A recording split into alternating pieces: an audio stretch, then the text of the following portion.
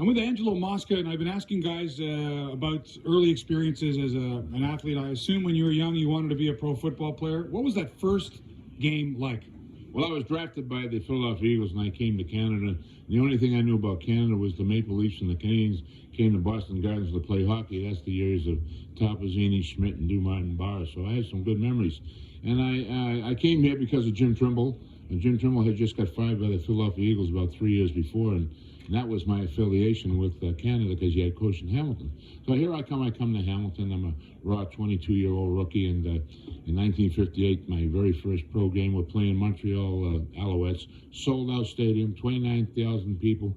You got to walk up the hill. We got dressed in a hotel, and here you come from a school where there's Notre Dame, 60, 70,000 people, 100,000 people at the Coliseum, and I see this meek and mild crowd of 29,000 people, and all of a sudden it's in the middle of the second quarter, and all of a sudden the referee's telling us, get off the field, get off the field. I look up above, and there's a helicopter hovering over the field, and I said, my God, what's going to take place now? I know we kicked point afters back into the playing field so we could save the footballs. Now we're having this a landing strip. And little did I know, the helicopter landed in the middle of the field. We were all dispersed to the sidelines. Little later on, I found out there was a neurological hospital right behind the stadium, and that's how they landed and rushed the patient. That was my first memory of Canadian pro football. How much money did you make that first year? $12,500, and I had a $5,000 bonus. As a matter of fact, I came here because the NFL was like $1,500, $8,500 a sign. And I was before jet planes, and there was only 12 NFL teams, and 2 were east of the Mississippi, west of the Mississippi, and all the rest were east. And we traveled, my first Grey Cup was 1958, and took us 14 hours to get to Vancouver. So I have some great memories. I was very fortunate to play in 9 and 1-5, and so I have a lot of great memories. And right now, people say I'm an old icon in this country. That's great. I can live with that.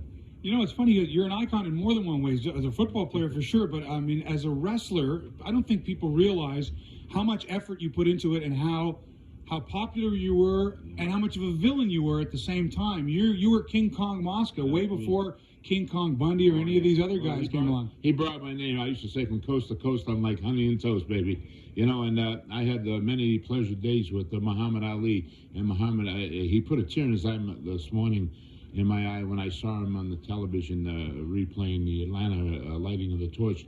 And I can remember Ali saying, if it wasn't for you guys, I don't know where I'd be. And I said, Ali, what did you mean by us wrestlers?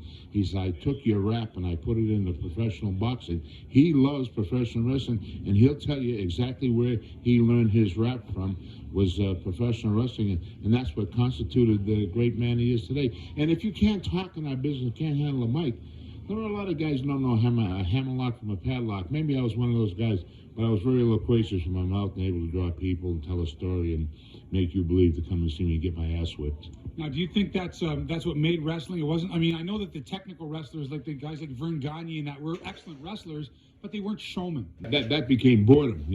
They had to find another way. Along came guys like the blonde guy, Gorgeous George, the hairpins, the slave lady. There was an attraction, and we created an aura. We created a storyline so that you had to follow the storyline. It's probably one of the best soap operas ever made. But what I used to enjoy about the business was, here I am standing in the middle of not Maple Leaf Gardens, I've been there too, but Madison Square Gardens, thinking of all the great acts that were performed in the middle of this arena.